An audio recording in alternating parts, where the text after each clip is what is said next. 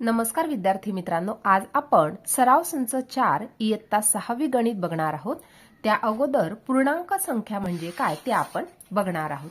सुरुवातीला या ठिकाणी पूर्णांक संख्या समजून घेण्याआधी सुरुवातीला आपल्याला नैसर्गिक संख्या म्हणजे काय ते माहित असणं फार गरजेचं असतं। बघा आता या ठिकाणी 1 2 3 4 या ज्या संख्या असतात त्यांना आपण मोज संख्या म्हणतो किंवा या ज्या मोज संख्या असतात यांनाच नैसर्गिक संख्या असे म्हणतात। म्हणजे नैसर्गिक संख्या कोणत्या तर 1 2 3 4 पासून डॉट डॉट डॉट डॉट असंख्य अशा या नैसर्गिक संख्या आहेत। जसे 321 322 323 324 नंतर 28,573 असे करत करत करत आपण असंख्य अशा नैसर्गिक संख्या या ठिकाणी लिहू शकतो। त्याचबरोबर पूर्ण संख्या म्हणजे काय तर शून्य आणि सर्व नैसर्गिक संख्या मिळून तयार झालेला संख्या समूह म्हणजे पूर्ण संख्या समूह होय। म्हणजे या ठिकाणी आपण नैसर्गिक संख्या बघितल्या, परंतु या नैसर्गिक संख्यांमध्ये शून्याचा जर आपण समावेश केला तर त्या होतात पूर्ण संख्या। म्हणजे नैसर्गिक संख्यांमध्ये शून्य असतो का तर नाही, परंतु पूर्ण संख्यांच्या समूहामध्ये शून्य ही संख्या असते। शून्यापासून सुरुवात होऊन असंख्य संख्या आपण या ठिकाणी लिहू शकतो। अशा प्रकारे या ठिकाणी या पूर्ण संख्या झाल्या। आता या ठिकाणी आपल्याला धन संख्या म्हणजे काय आणि ऋण संख्या म्हणजे काय हे आपल्याला बघायचं आहे। बघा संख्या रेषेवरती जेव्हा शून्य दिलेला असतो, मध्यभागी शून्य दिलेला असतो, शून्याच्या उजवीकडे 1 2 3 4 हे अंक असतात। म्हणजे या संख्यांनाच आपण धन संख्या असे म्हणतो। बघा संख्या रेषेवर उजवीकडील 1 2 3 डॉट डॉट डॉट डॉट या संख्यांना धन संख्या असे म्हणतात। त्याला आपण +1 +2 +3 असे सुद्धा लिहू शकतो किंवा आपण 1 2 3 या प्रकारे जरी लिहिलं तरी सुद्धा ते चालतं, कारण प्रत्येकच वेळेस आपण या प्रकारचे अधिक चिन्ह लिहित नाही। त्याचप्रमाणे ऋण संख्या म्हणजे काय तर शून्याच्या डावीकडे 1 2 3 हे जे अंक आपण लिहिलेले असतात त्याला आपण ऋण चिन्ह लावतो। म्हणजे ऋण1 ऋण2 ऋण3 या ज्या संख्या आहे या संख्यांना आपण ऋण संख्या असे म्हणतो। म्हणजेच संख्या रेषेवर धन संख्या, ऋण संख्या आणि शून्य या सर्वांचा समावेश असतो। आता या ठिकाणी पूर्णांक संख्या म्हणजे काय तर धन संख्या, शून्य व ऋण संख्या मिळून संख्यांचा जो समूह तयार होतो त्याला पूर्णांक संख्या समूह असे म्हणतात। म्हणजे या ठिकाणी संख्या रेषेवरील सर्व संख्या धन संख्या, ऋण संख्या त्याचबरोबर शून्य हे सर्व मिळून जो संख्यांचा समूह तयार होतो त्यालाच आपण पूर्णांक संख्या समूह असे म्हणतात। बघा आता या ठिकाणी अतिशय महत्त्वाचा हा पॉइंट आपण बघणार आहोत। बघा या ठिकाणी या प्रकारची ही जी रेषा असते तिला आपण संख्या रेषा असे म्हणतो। संख्या रेषेच्या सेंटरमध्ये शून्य दिलेला असतो त्यालाच आपण आरंभ बिंदू असे म्हणतो। या आरंभ बिंदूच्या उजवीकडे धन संख्या असतात म्हणून यांना या प्रकारे आपण दाखवलं आहे धन1 धन2 धन3 धन4 धन5 या प्रकारे। त्याचबरोबर या शून्याच्या डावीकडे सर्व ऋण संख्या असतात म्हणून त्यांना या प्रकारे लिहिलेलं आहे ऋण1 ऋण2 ऋण3 ऋण4 ऋण5 आणि ऋण6 या प्रकारे या सर्व ऋण संख्या आहे। म्हणजे संख्या रेषेवरती या प्रकारे या सर्व पूर्णांक संख्या आहे, कारण या ठिकाणी शून्य सुद्धा आहे, धन संख्या सुद्धा आहेत आणि त्याचबरोबर ऋण संख्या सुद्धा आहेत। म्हणजे या सर्व संख्या मिळून काय बनली, सर्व संख्या मिळून बनल्या पूर्णांक संख्या। या प्रकारे ही संख्या रेषा असते। आता आपल्याला या ठिकाणी धन संख्या कोणत्या, ऋण संख्या कोणत्या, त्याचबरोबर आरंभ बिंदू कोणता असतो हे आपल्याला समजलेलं आहे। याच माहितीवर आधारित आपल्याला सराव संच 4 सोडवायचा आहे। बघा आता या ठिकाणी सराव संच 4 आपल्याला सोडवायचा आहे। पहिला प्रश्न दिला आहे खालील संख्यांचे ऋण संख्या व धन संख्या असे वर्गीकरण करा।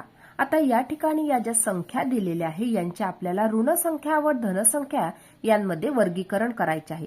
सुरुवातीला आपण या ठिकाणी ऋण संख्या लिहून घेणार आहोत। त्याचबरोबर या ठिकाणी आपण धनसंख्या लिहिणार आहोत. आता ऋण संख्या म्हणजे ज्या संख्येच्या आधी ऋण चिन्ह लागलेलं आहे यालाच आपण ऋण संख्या असे म्हणतो. ऋण 5 म्हणजे ही ऋण संख्या आहे. नंतर अधिक 4 म्हणजे या ठिकाणी ही संख्या धनसंख्या आहे म्हणून या ठिकाणी अधिक 4 लिहिले. नंतर ऋण 2 म्हणजे ही ऋण संख्या आहे. 7 या ठिकाणी कोणत्याही प्रकारचं चिन्ह नाही म्हणजेच ही संख्या धनसंख्या आहे म्हणून या ठिकाणी 7. नंतर अधिक 26 म्हणजे या ठिकाणी ही संख्या सुद्धा या ठिकाणी अधिक 26 आहे म्हणजे ही संख्या धनसंख्या आहे. कारण या संख्येच्या आधी धनचिन्ह लागलेलं आहे, अधिक चिन्ह आहे म्हणजे धनचिन्ह आहे म्हणजेच ही संख्या धनसंख्या आहे. पुढची संख्या आहे वजा 49. ही संख्या ऋण आहे कारण या संख्येच्या आधी ऋण चिन्ह लागलेलं आहे म्हणून ही ऋण संख्या आहे. नंतर ऋण 37 म्हणून या ठिकाणी ही ऋण संख्या आहे. 19 धनसंख्या आहे. वजा 25 ही संख्या ऋण संख्या आहे. अधिक 8 ही संख्या धनसंख्या आहे कारण अधिक चिन्ह लागलेलं आहे. त्याचबरोबर 5 ही सुद्धा धनसंख्या आहे. वजा 4 ही ऋण संख्या आहे. वजा 12 ही संख्या ऋण संख्या आहे. आणि 27 ही संख्या धनसंख्या आहे. अशा प्रकारे या ठिकाणी ऋण संख्या आणि धनसंख्या या प्रकारे आपण हे वर्गीकरण केलेलं आहे. दुसरा प्रश्न बघणार आहोत. खाली काही शहरांचे तापमान दिले आहे. चिन्हांचा वापर करून त्यांचे लेखन करा. आता या ठिकाणी स्थान व तापमान दिलेले आहे. या ठिकाणी प्रत्येक शहराचं तापमान दिलेलं आहे. सिमला 0° खाली 7°C, लेह 0° खाली 12°C, दिल्ली 0° वर 22°C, नंतर नागपूर 0° वर 31°C. आता या ठिकाणी हे जे तापमान दिलेले आहे याचा आपल्याला चिन्हांचा वापर करून त्यांचे लेखन करायचे आहे. पहिलं दिलेलं आहे सिमला म्हणून या प्रकारे लिहिणार बघा सिमला. आता या ठिकाणी 0° खाली तापमान आहे म्हणजे 0पेक्षा कमी तापमान दिलेलं आहे. कमी तापमान होतं म्हणून या ठिकाणी पहिलं दिलं आहे सिमला. याचे तापमान आपल्याला लिहायचे आहे ते म्हणजे चिन्हाचा वापर करून. या ठिकाणी 0° खाली 7°C आहे म्हणजे 0पेक्षा कमी आहे. खाली आहे म्हणजे कमी आहे म्हणजेच सिमला या शहराचे तापमान 0° खाली होतं म्हणून ऋण 7°C आहे. दुसरं दिलेलं आहे लेह. बघा आता या ठिकाणी लेहचे तापमान किती दिलेलं आहे तर 0° खाली 12°C. या ठिकाणी सुद्धा 0° खाली आहे म्हणजे 0° कमी आहे म्हणून वजा 12°C. तिसरं बघणार आहोत दिल्ली. या ठिकाणी आपल्याला दिल्लीचे तापमान लिहायचे आहे. या ठिकाणी दिल्लीचे तापमान दिलेले आहे 0° वर 22°C. या ठिकाणी 0° वर आहे म्हणून हा नंबर धनसंख्या मिळणार म्हणून अधिक 22°C.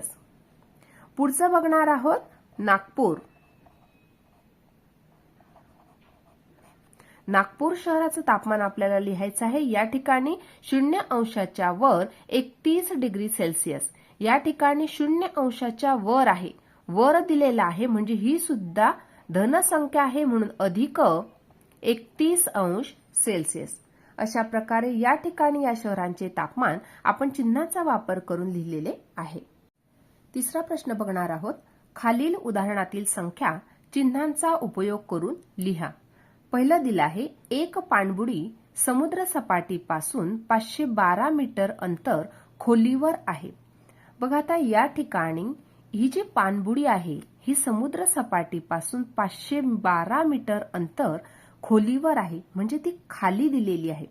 म्हणजे या ठिकाणी या प्रकारे समुद्र सपाटीपासून ती खोलवर आहे. किती अंतर तर 512 मीटर अंतर ती खोलवर आहे. म्हणजे या ठिकाणी ती पाणबुडी जी आहे ती समुद्र सपाटीपासून खाली गेलेली आहे, म्हणजे ती खोलवर आहे. म्हणजेच याचा अर्थ जर खोलवर दिलेलं असेल तर ती संख्या नेहमी निगेटिव्ह लिहावी लागते, ऋण संख्या लिहावी लागते. म्हणून ऋण 512 मीटर. दुसरं, हिमालयातील सर्वात उंच शिखर माउंट एव्हरेस्टची उंची समुद्र सपाटीपासून 8848 मीटर आहे. बघा आता या ठिकाणी हिमालयातील सर्व उंच शिखर माउंट एव्हरेस्टची उंची दिलेली आहे. या ठिकाणी समुद्र सपाटीपासून त्या माउंट एव्हरेस्टची उंची दिलेली आहे. म्हणजे या ठिकाणी तो उंच आहे, समुद्र सपाटीपासून तो वर गेलेला आहे. म्हणजे ही संख्या आपल्याला धनसंख्या मिळणार आहे, म्हणजे अधिक 8848 मीटर. कारण समुद्र सपाटीपासून ते वर आहे. पुढचं बघणार आहोत, जमिनीपासून 120 मीटर अंतरावर उडणारा पतंग. बघा आता या ठिकाणी सुद्धा जमिनीपासून तो पतंग वर उडत आहे. जमिनीपासून 120 मीटर अंतरावर वर, म्हणजे या ठिकाणी 120 मीटर अंतर जे आहे ते वर तो पतंग या ठिकाणी उडत आहे. म्हणून या ठिकाणी सुद्धा ही जे अंतर मिळणार आहे ही धनसंख्या मिळणार आहे, म्हणजे 120 मीटर. पण या ठिकाणी कोणतं चिन्ह लागणार आहे? अधिक चिन्ह लागणार आहे. पुढचं, भुयार जमिनी खाली. या ठिकाणी जमिनी खाली आहे, 2 मीटर खोल आहे. म्हणजे या ठिकाणी जमिनी खाली आहे, खोल आहे, म्हणजेच ही संख्या ऋण 2 मीटर मिळणार आहे. अशा प्रकारे आज आपण या ठिकाणी सराव संच 4 पूर्णपणे सोडवला आहे. आजचा व्हिडिओ कसा वाटला ते नक्की कॉमेंट करून कळवा आणि व्हिडिओला लाईक, शेअर आणि सबस्क्राईब करायला विसरू नका मित्रांनो. धन्यवाद.